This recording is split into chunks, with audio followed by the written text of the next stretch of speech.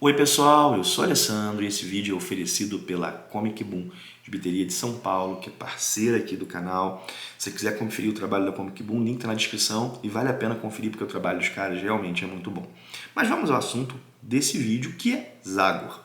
Seguinte, Zagor, esse personagem da Sérgio Bonelli Editora, ele foi publicado durante muito tempo no Brasil pela editora Mitos, que inclusive em tempos mais recentes lançava duas séries, Zagor Classic, com histórias desde o início do personagem, em ordem cronológica, e também a nova série com histórias mais atuais.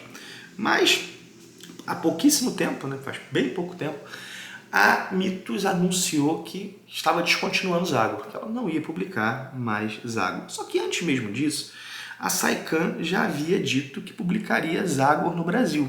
Um outro momento, o momento que a Mitos não estava publicando, que é uma espécie de momento ali que vai mais ou menos gira em torno da edição 100 do Zagor, um pouco para trás, um pouco para frente, mas gira em torno da edição 100 do Zagor, edição 100 italiana, que é tida como uma espécie de era de ouro do personagem e que vai ter à frente o criador do personagem, que é o Guido Nolita, que não é ninguém menos que o Sérgio Bonelli, o próprio Sérgio Bonelli. Acontece que com o cancelamento das séries da Mitos, a Saikan, que antes dividiria a publicação com a Mitos, ela se torna a única casa publicadora de Zagor no Brasil. Ou seja, a casa de Zagor no Brasil agora é a Saikan.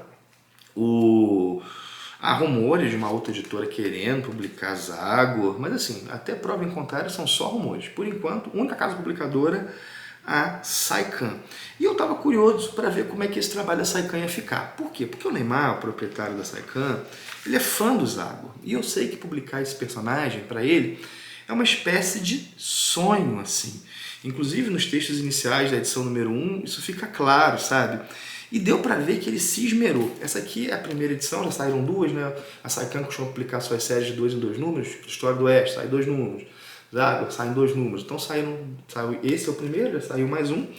E dá para ver que se esmerou, sabe? É capa cartonada, formato um pouco maior do que o formato italiano, papel couché, colorida, a edição original em preto e branco, mas essa daqui vem de uma série colorizada já na Itália.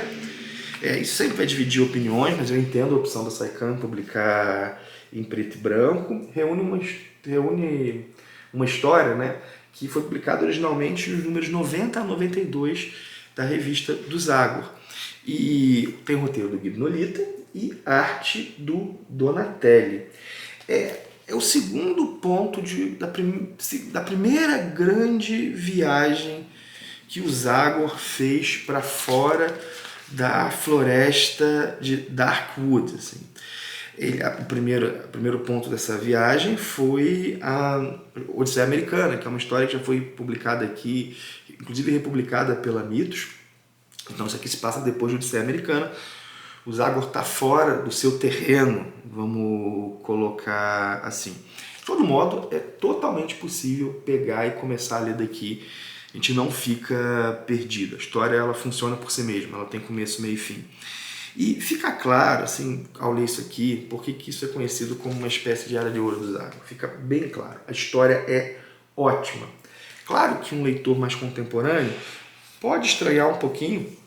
É uma história ali da década de 70, Pode ser que estranhe um pouquinho, mas menos do que estranharia, sei lá, a Marvel do final dos 60 ou do começo dos 70. Assim, esse gibi, em termos de narrativa, é bem melhor. Vocês podem reparar, ele tem poucos recordatórios, são os desenhos que conduzem a trama. É uma história bem produzida. Quando a gente olha para essa história, para o que está sendo feito, quando eu falo que está sendo feito, é porque está sendo feito na média, no contexto dos Estados Unidos, a gente vê como é que, às vezes, o gibi de super-herói realmente não era tão bem cuidado, assim, do ponto de vista narrativo, com suas ótimas e grandes exceções, mas aqui, ou seja, eu acho que é mais fácil ler isso aqui do que um gibi da, sei lá, um Demolidor, das primeiras histórias do Demolidor, por exemplo. Mas bem mais fácil, assim, bem mais fácil, de verdade, assim.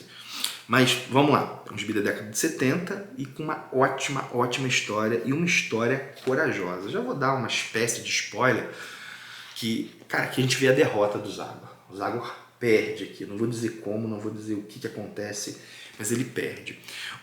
Essas histórias de herói e de super-heróis, são construções individualistas, né? No final das contas, a gente tem a seguinte questão: o que um indivíduo poderoso e bem intencionado poderia fazer? O que ele deveria fazer? Né? O grande poder traz a grande responsabilidade do Homem-Aranha, né? Mas principalmente o que ele poderia fazer. A diferença, qual a diferença que um cara poderoso, um forte, bem intencionado pode fazer?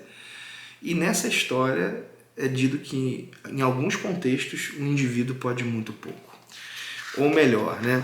O que nós podemos como indivíduos nesses contextos é estarmos do lado da justiça. E isso não é pouco importante, isso é importante.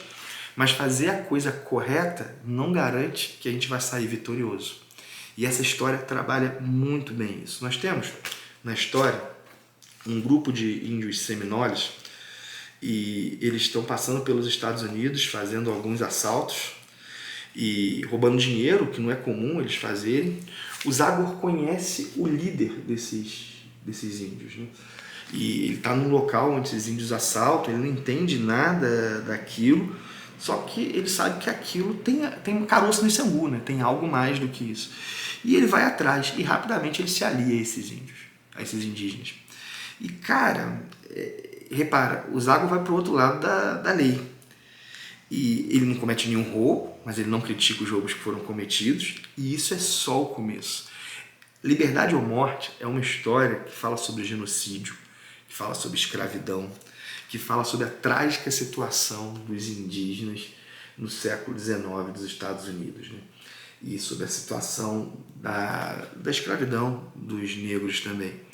E cara, há também aqui a aparição de um personagem que depois vai ser recorrente, ele vai aparecer umas outras vezes, que é o Liberty Jean, que é um ex-escravizado que luta contra a escravidão e é aliado dos indígenas. E, cara, essa é uma trama melancólica, se eu posso dizer assim. Ela é uma trama melancólica, ela não perde o elemento aventuresco que caracteriza o Zagor, só que ela traz, assim, alguns sentimentos que são bem intensos, pelo menos em mim foi. Aquele gosto amargo, principalmente ao final, sabe?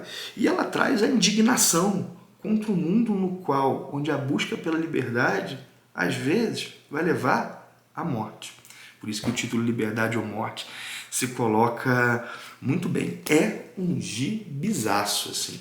Eu fiquei tentado em botar como thumbnail a melhor história do Zagor que eu já li, só que eu vou segurar um pouco a onda porque é a primeira dessa fase que eu leio, né? Fora Odisseia Americana.